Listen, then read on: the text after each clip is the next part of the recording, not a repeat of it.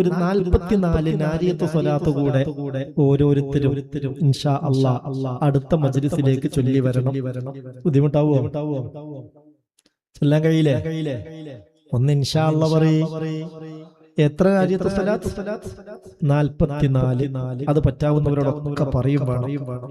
ഇൻഷാ അല്ലാഹ് നമ്മുടെ എല്ലാ വിഷമങ്ങളും തീരാൻ, ബുദ്ധിമുട്ടുകൾ തീരാൻ, പ്രയാസങ്ങൾ നീങ്ങാൻ, ഖൈറിന്റെ വാതിലുകൾ തുറന്നു കിട്ടാൻ, ഷർറിന്റെ വാതിലുകൾ അടഞ്ഞു കിട്ടാൻ, വന്നുപോയ ദോഷങ്ങൾ പുറത്തു കിട്ടാൻ, റിസ്കിൽ ബറക്കത്തുണ്ടാവാൻ, മക്കളെ കൊണ്ട് സ്വലാഹിയത്ത് കിട്ടാൻ, നമ്മുടെ റൂട്ട് സ്വർഗത്തിന്റെ റൂട്ടായി കിട്ടാൻ, നമ്മൾക്ക് മുത്തുനബിയെ സ്വപ്നത്തിൽ കാണാനുള്ള തൗഫീക്ക് കിട്ടാൻ, ഹജ്ജിനും ഉംറക്കും ഭാഗ്യം കിട്ടാൻ, ചെയ്യുന്ന ഹജ്ജും ഉംറയും ഒക്കെ ഏറ്റവും റാഹത്തായ നിലയിലായി കിട്ടാൻ, നമ്മളെ കൂടെ ഒക്കെ വലിയ പ്രതീക്ഷ വെച്ച് വരുന്നവരുണ്ടല്ലോ.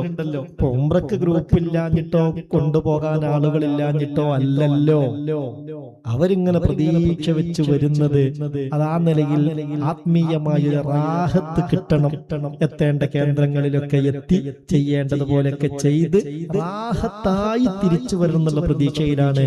അപ്പൊ കൂടെ വരുന്ന ഓരോരുത്തർക്കും നല്ല ആഫിയത്ത്, നല്ല റാഹത്ത്, നല്ല ഉന്മേഷം, എന്തൊക്കെ രോഗങ്ങൾ ഉണ്ടെങ്കിലും അതാ മണ്ണിലെത്തും മാറ്റി നീങ്ങിപ്പോയി ആരോഗ്യവാന്മാരായി അവർക്ക് തിരിച്ചു വരാനുള്ള തൗഫീഖ് ഉണ്ടാവണം. അതൊക്കെ നിയ്യത്ത് ചെയ്യേ. എല്ലാ നിയ്യത്തോടുകൂടെയും ഒരു 44 നാരിയത്ത് സ്വലാത്ത് നിങ്ങൾ ചൊല്ലണം. അതെല്ലാരും ചൊല്ലണം ഇൻഷാ അല്ലാഹ്. ഒരു 3 എണ്ണം നമുക്കിപ്പോൾ തന്നെ ചൊല്ലാം. പ്രത്യേകം പറഞ്ഞവരൊക്കെ ഉണ്ടല്ലോ. അല്ലാഹു എല്ലാം റാഹത്താക്കി തരട്ടെ.